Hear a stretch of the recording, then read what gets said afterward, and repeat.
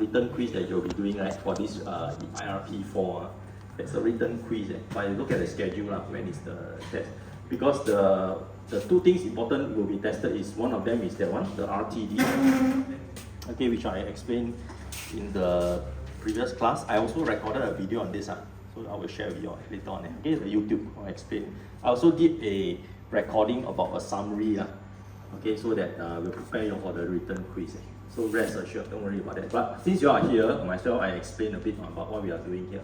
It looks very daunting, but it's actually quite okay. If you understand this concept, right, it will help you scaffold, make it easy for you to flow from here to here.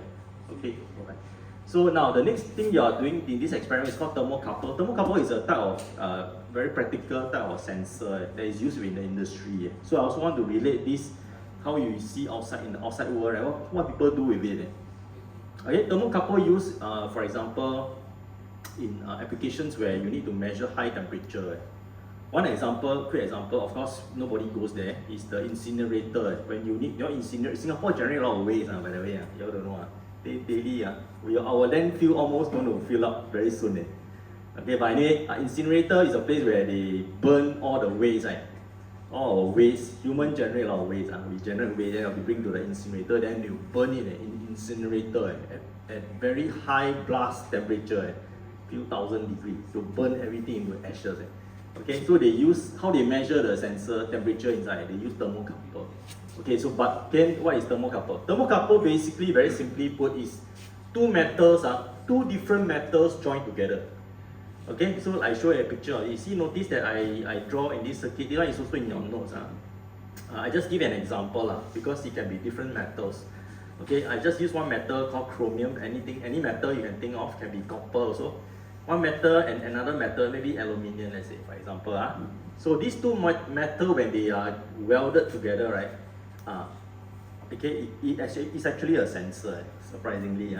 Okay, so some brilliant scientists long time ago, I think it's this called CBAC. I don't know whether you can find it in your notes. I think it is inside your lab. Yeah, okay, some great scientists found this. This concept called the thermocouple effect. Okay, it's called the CBAC coefficient. So what it does is that basically, if you have two metals, this point must be welded. Must be welded together. Okay. Welding. We don't do any welding because usually the mechanical people do it. Well, spot welding. Okay. So when the two metals join together, and if you heat up this thing, if you heat up, you put a fire here, you heat up this thing, it will induce a voltage. Okay. So that is the idea. So the key idea is that this metal, if you heat it up at this joint, it will produce a very small voltage. Okay. And then this is how we are using this concept, this little voltage to help us know. Oh, actually, this sensor got use. Because once you heat up, you apply a heat on this thing, it will heat up. Temperature will rise. This one will induce a voltage. The higher the temperature, the bigger the voltage induced. Okay, natural, it's a very natural kind of phenomena, if you like. Okay, heat up, this one will induce a voltage.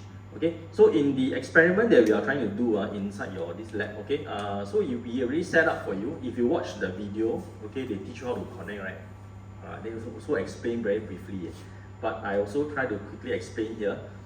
Okay, so the idea is this. Now you got this thing called the hot junction. This hot junction is what we call the unknown temperature. You want to characterize this. In other words, the whole idea is I want to characterize this thermocouple so that at the end of the day, I think you understand, right? If it's a linear, like for example, if I have this axis, y-axis called the thermocouple voltage.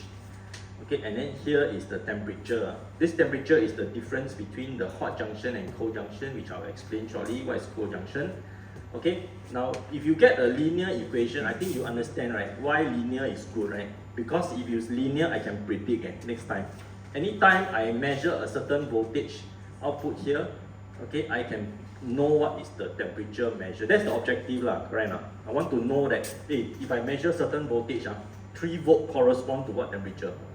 Okay, or 5 volt correspond to what temperature, for example. Okay, that's the whole idea, why we need to characterize. Okay, so we have a linear situation like this. very much like the RTD where we have a linear equation.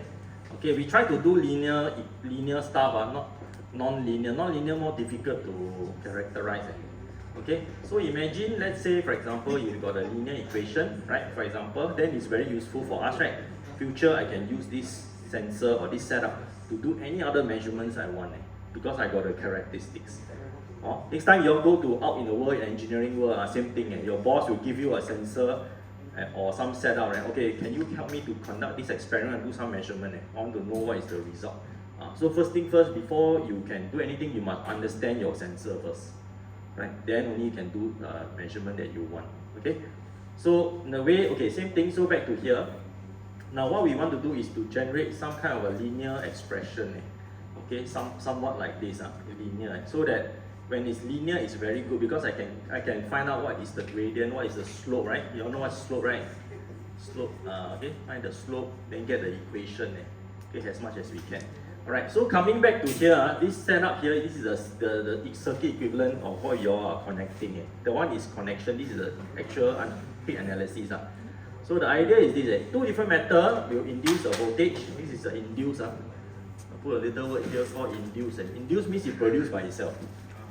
Okay, now I have this induced voltage here. Now I also got this place called co-junction. Now in the old days, when this guy, this physicist who found this setup, this phenomena, what he did was he used an ice bath. Okay, ice, not ice bath. We don't have here ice bath.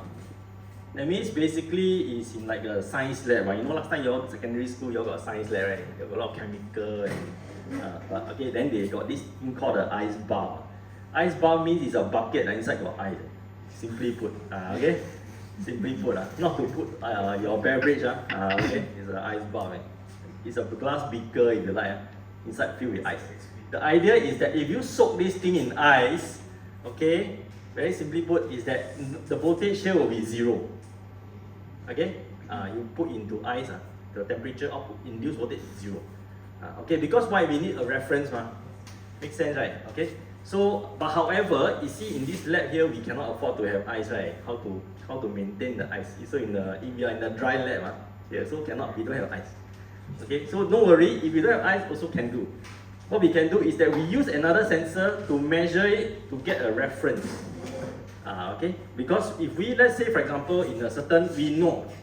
Okay, let's say for example, in this, guess what is the temperature in this room? Yeah, guess. I don't know what you think.